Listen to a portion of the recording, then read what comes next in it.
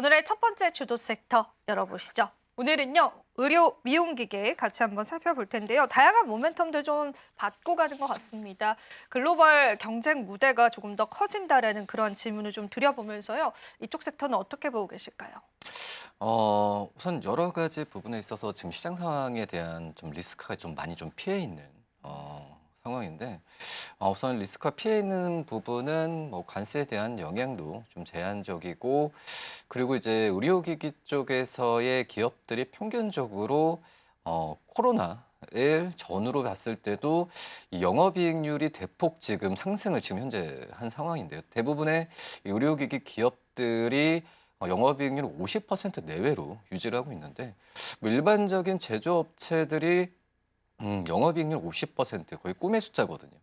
그런 부분을 어떤 시장 경기가 뭐 글로벌 경기가 뭐 좋은 뭐 상황도 아닌 이런 현재 흐름 속에서 이 50%를 유지하고 있다는 것 자체가 정말 그 향후에도 어떤 이 50%를 유지할지 부분은 지켜봐야겠지만 지금은 어떤 대안처로서 펀드멘탈 쪽으로 접근한다면은 주가가 좀 많이 떨어진 상태에서는 매수 관점으로 충분히 접근할 만한 그런 상황이라고 좀 말씀드릴 수 있겠고요. 특히 이제 의료기기 쪽 같은 경우가 여러 국제적인 이 관광객이나 이런 부분에 있어서도 좀 혜택을 많이 받고 있는 상황인데 지금 최근에 어떤 조사를 해본 결과 우리나라를 방문하는 이 여성 이제 외국인들의 평균적으로 10%가 미용 관광에 대한 부분은 거의 확실하게 지금 하고 있는 상황인데요. 이 미용 관광이라고 한다면은 일반적으로 화장품 섹터에 대한 부분을 좀 생각하겠지만 지금은 성형에 대한 관심이 높아진 상황에서 우리나라 쪽에서의 그 어떤 미용 의료 기기도 구입을 하고 그리고 성형외과를 예약하면서 여러 가지 미용 시술을 받는 부분도 지금 크게 좀 확장이 되고 있는 상황인데 그런 점에서 본다고 한다면 외국인 관광객 입국자 수가 지금 이제 2019년에 사상 최대치 기록을 지금 현재는 회복한 상황이라고 좀 볼 수 있거든요. 뭐 그러기 때문에 관광객 수의 어떤 10%에 비례하는 매출을 이런 올리고 있다라는 점을 본다고 한다면 이 미용 의료기기 쪽에서의 기업들은 저는 지금 현재는 매수 관점으로 담아야 되는 상황이고 최근에 어떤 시장 상황 속에서 큰 리스크가 없는 부분에서 주가 좀 떨어졌을 때는 이 매수 관점으로 접근해도 괜찮지 않을까라고 좀 생각이 되고 있고요. 지금 현재 그 올해가 뭐 이 미용 의료 관광의 이 어떤 금액이나 매출액의 최대치를 기록할 가능성이 있지만 지금은 이것보다도 2027년 그리고 2030년까지의 추정치를 굉장히 높이고 있는 상황이거든요. 뭐 그런 점을 본다고 한다면 이 의료기기 쪽에서의 그 종목들은 계속 관심을 가져야 되지 않을까라고 좀 생각이 됩니다. 실제로 K-뷰티 관련해서도 저희가 일부에서 이야기를 나눴는데 우리가 미용 기기 관련해서도 국내 제품들이 굉장히 많은 수출을 보여주고 있고요. 많은 소비자들의 선택을 받고 있는 상황입니다. 근데 그럼에도 불구하고 이쪽 섹터를 봐주신 거는 관세에 관한 어느 정도의 리스크를 피해갈 수 있다라는 그런 이유도 있었었는데 자세히 좀 살펴볼까요? 이쪽은 사실상 관세 타격을 받을 가능성이 거의 없다라고 봐도 괜찮을까요? 향후에는 어떤 그 뭐 조치가 내려질지 모르겠지만 지금 현재는 이 미용 의료기기에 대한 수요 부분이 어떤 미국 쪽도 그렇지만은 다른 그 중남미나 이런 동남아시아 쪽에서의 수요는 계속해서 지금 꾸준하게 일정 수준 늘어날 가능성이 크다라고 지금 생각이 되고 있고 그 우리나라 의료기기 미용 의료기기 업체들이 이 미국보다도 새로운 뭐 중국이나 어떤 중남미 쪽 시장 쪽에서의 진출을 더 하려고 하는 상황이거든요. 그렇기 때문에 미국에 의한 실적 타격은 저는 제한적일 가능성이 크다라고 지금 생각이 좀 되고 있고 그리고 이제 의료기기 쪽에서의 이 지금은 관세에 대한 부분은 어떻게 보면은 가장 비껴 나가 있는 게 바로 이제 의료 소프트웨어 쪽이라고 좀 볼 수 있겠는데 이 의료기기 쪽에서의 어떤 관세에 대한 부분은 아직까지는 구체적으로 명확하긴 하지 않지만 좀 의료기기 업체들이 미용 의료기기 업체들이 이 의료기기 쪽에서의 이 실적보다도 어떤 소모품 쪽에서의 비중이 굉장히 높거든요.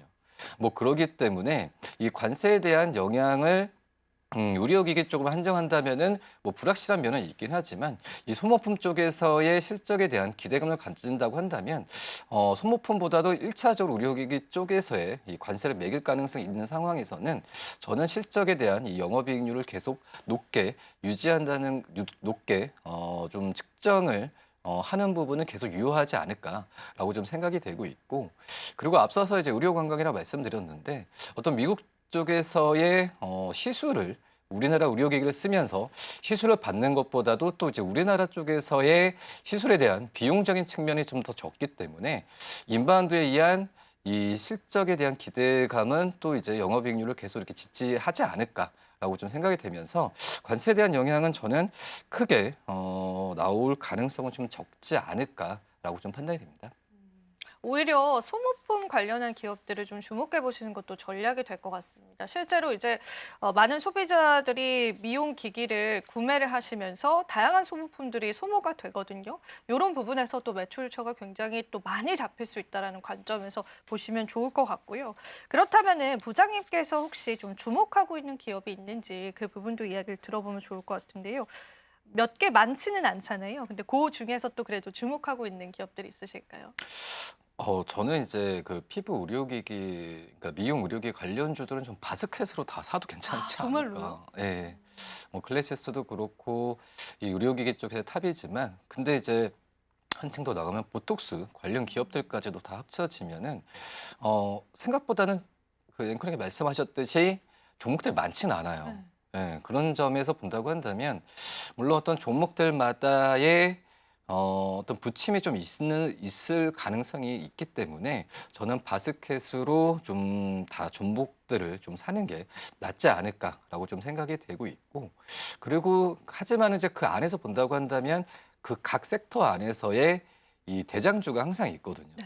예, 그래서 이제 피부 의료기기 쪽에서는 저는 이제 클래시스를 매수 관점으로 가져가는 게 낫지 않을까라고 좀 생각이 되고 있고 일단은 그거 같아요. 클래시스의 뭐 슈링크나 여러 가지 그 우리나라 이 병원을 진출을 하면서 그다음에 소모품으로 인한 실적을 이제 반등시키는 부분을 해외 쪽에서 그대로 지금 진행을 하고 있는 상황이거든요. 뭐 그런 메커니즘이 지금은 정말 잘 굴러가는 모습을 좀 보여주고 있고 그리고 뭐 최근에 좀 대기업의 인수에 대한 뭐 그런 얘기가 나왔었는데 그러면서 주가가 좀 부침을 겪지만은 결국은 이런 이슈 같은 경우가 불거졌다는 것 자체가 저는 긍정적인 요소로 계속해서 이슈로 나올 가능성도 있다라고 지금 생각이 좀 되고 있고 그리고 이제 이제 클래시스 같은 경우가 오히려 뭐 대기업이 인수하는 부분보다도 해외 쪽이나 중소기업들을 인수를 하면서 캐파를 많이 키우고 있는 과정이거든요.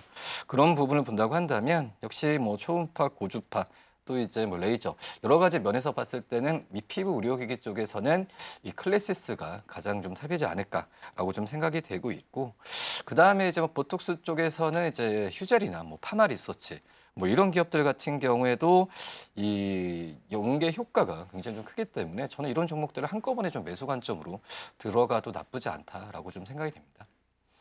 오히려 바스켓으로 담아도 무리가 없다라는 그런 관점들이 있었습니다. 그만큼 또 좋은 전망치들이 예상이 되고 있는 시점인 것 같은데요. 한 가지 질문만 좀 더 드려보자면 미용 의료기기가 인도와 중국 시장을 공략 중이다라는 그런 얘기가 나오는데요. 우리가 또 이 핵심적인 시장에 관해서 이야기를 들어보면 좋을 것 같아요. 어떤 포인트로 투자 관점을 잡아볼 수 있을까요? 어, 지금 이제 피부 의료기기 관련 기업들의 지금 국내보다도 해외 쪽에서의 매출 비중이 더 높아지고 있는 과정으로 가고 있거든요. 그렇기 때문에 또 이제 중요한 부분이 각 피부 의료기기 쪽에서의 기업들이 경쟁을 하는 구도가 아니라 각자 맞는 매출처로 그쪽에서의 그 현재 공략화를 각자 하고 있는 구조로 되고 있기 때문에 어떤 우리나라 안에서는 경쟁 구도가 있을 수는 있겠지만 해외 쪽에서는 경쟁 구도가 아니라고 좀 생각이 되고 있거든요. 그런 부분을 좀 잘 체크를 해야 되지 않을까라고 좀 생각이 되고 있고 지금 현재 본다고 하더라도 중국도 그렇고 이 중남미도 그렇고 이 피부 의료나 이런 부분 이상으로 의료에 대한 규제 개혁을 되게 완화하고 있는 구조로 가고 있거든요. 그만큼 이제 우리나라 기업들이 해외 쪽에서의 이 의료 사업 쪽에 의료기기 쪽, 특히 이제 의료 사업 쪽에 진출하는 부분이 많이 용이해진 결과인데, 근데 이 부분을 본다고 한다면은 결국은 이제 해외 쪽에서도 수요가 있기 때문에 규제를 더 완화한다라고 좀 볼 수 있거든요. 특히 이제 미국 같은 경우에도 뭐 제약이나 이쪽에서의 관세를 매긴다고 하지만 결코 그게 쉽지가 않은 게 미국도 참 약값이 비싸요, 생각보다. 뭐 그러기 때문에 뭐 우리나라 어떤 그 약 제품이나 이런 의료기기 쪽에서의 관세에 대한 부분을 쉽게 할 수 있는 상황은 아니지 않나라고 판단되고 있고요.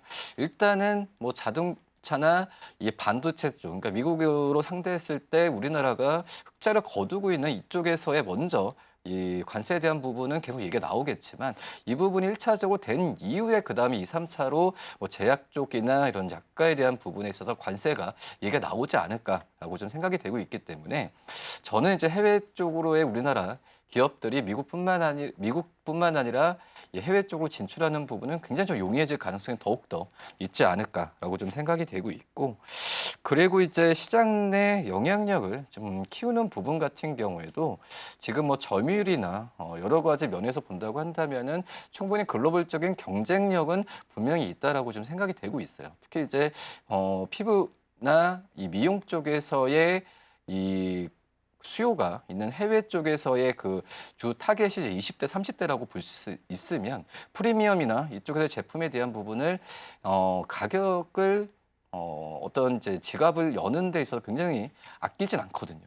뭐 그런 부분 여러 트렌드를 본다고 한다면은 저는 해외 쪽에서의 진출 부분인 더욱더 용이해질 가능성이 있지 않을까라고 좀 생각이 됩니다.